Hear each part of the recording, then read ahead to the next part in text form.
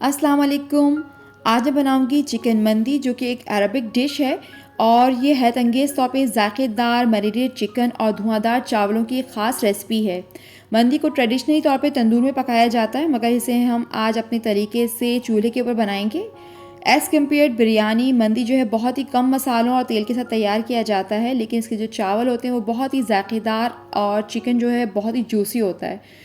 تو چلے اسے بنانا شروع کرتے ہیں۔ چکن مندی کو بنانے کے لیے میں نے یہاں پر 1.5 کلو چکن لے لیا ہے۔ آپ چاہیں تو چکن کو ثابت بھی رکھ سکتے ہیں۔ میں نے یہاں پر اسکن سمیت چکن کو لے کر اسے 2 برابر حصوں میں کاٹ لیا ہے، جس طرح سے میں نے اسے اسکرین پہ دکھایا ہے۔ اب میں نے یہاں پر ایک بڑا پتیلا لے لیا ہے، اس میں شامل کروں گی ½ کپ تیل۔ آپ کوئی سے بھی ویجیبل آئل لے سکتے ہیں، میں نے یہاں پہ آلیو آئل کا استعمال کیا ہے۔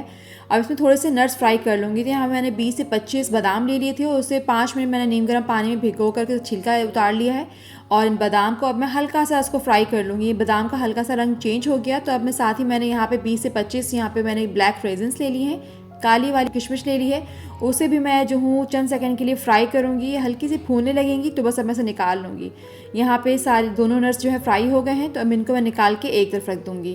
اب اسی تیل میں تھوڑے سے کھڑے گرم مسالے شامل کر دوں گی۔ تو سب سے پہلے میں اس کے لیے لیا ہے میں نے یہاں پر ایک بڑا تیز پتہ، ساتھ ہی لیا ہے 2 انچ کا ٹکڑا دال چینی کا، 6 سے 7 عدد لونگ لے لی ہے، آدھی چھوٹی چمچی لے لی ہے میں نے یہاں پہ کالی مرچ، اور 8 عدد لے لیا ہے میں نے یہاں پہ ہری الائچی۔ بس ان تمام گرم مسالوں کو تیل میں شامل کر دوں گی۔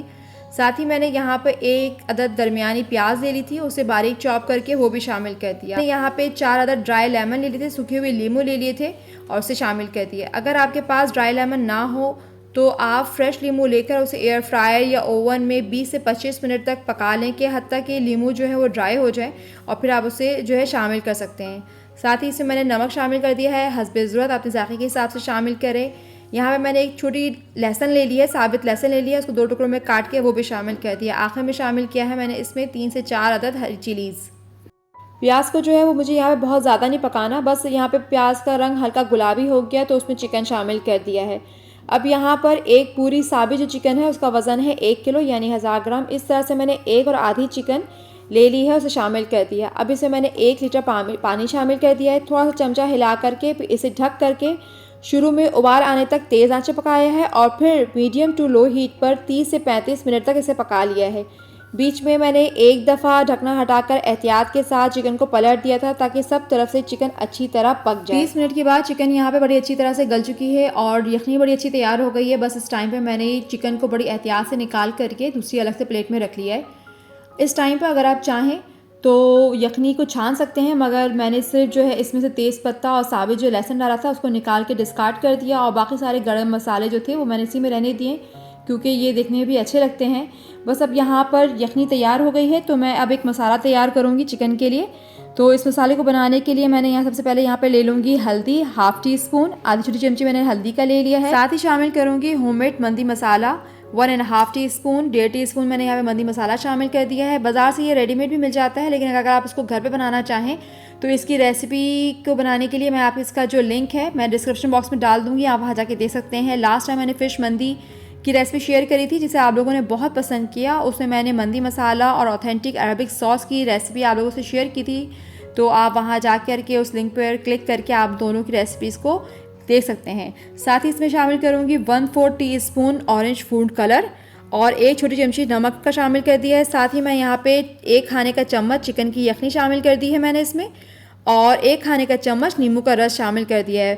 آخر میں چند قطرے اس میں آلیو آئل کے ملا رہی ہوں، اور بس اس کو سب چیزوں کو اچھی طرح سے مکس کر کے میں اس کو ایک طرف رکھ دوں گی۔ اب میں نے یہاں پر 1 کلو لانگ گرین باسمتی رائس کو 1 گھنٹہ پہلے اچھی طرح سے واش کر کے بھگو دیا تھا۔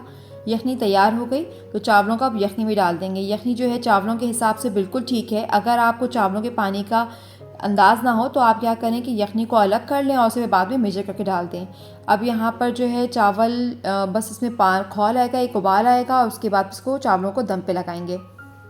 اب میں نے یہاں پر بیکنگ ٹرے پر ایک الومینیم فوائل بچھا دیا ہے اور اس پر بیکنگ شیٹ رکھ کر چکن کے پیسز رکھ دیے ہیں۔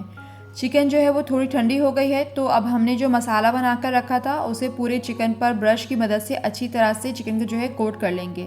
یہاں پر چکن کو پکانے کے کئی طریقے ہو سکتے ہیں۔ آپ چاہیں تو چکن کو چاولوں کے اوپر ڈائریکٹلی رکھ کر چاولوں کو دم دے دیں، یا چکن کو جو ہے گرلنگ پین میں تھوڑی دیر کے لیے پکا لیں۔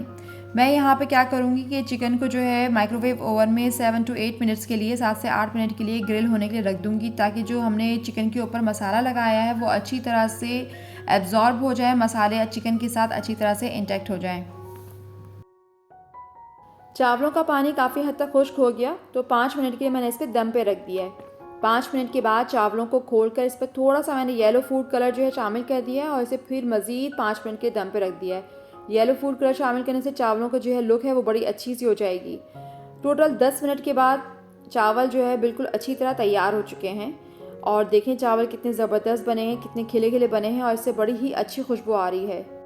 یہاں پر چکن بالکل اچھی طرح تیار ہو چکی ہے اور چاول بھی تیار ہے۔ اب ان کو دھونی لگانی ہے، تو آپ چاہیں تو پتیلے میں بھی اس کو دھونی لگا سکتے ہیں، لیکن میں نے یہاں مندی رائس اور چکن دونوں کو جو ہے سینی میں نکال دیا ہے۔ یہ ٹریڈیشنلی اسی طرح سے سرو کیا جاتا ہے اور بڑے خوبصورت لگتے ہیں۔ اب میں نے یہاں پر ایک چھوٹی کٹوری میں جلتا کوئلہ ڈال کر اس پہ تھوڑا سا آئل ڈرزل کر کے پورا جو تھال ہے اسے الومینیم فوائل سے اچھی طرح کور کر دیا۔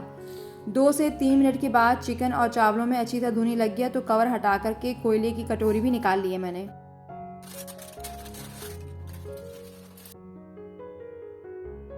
آخر میں چکن مندی کو فرائیڈ نٹس کے ساتھ جو ہے ڈیکوریٹ کر دیا اور اسے سیلڈ اور عربک ساس کے ساتھ سرو کر دیا۔ یہ لیجئے مزیدار چکن مندی کی ریسپی تیار ہے۔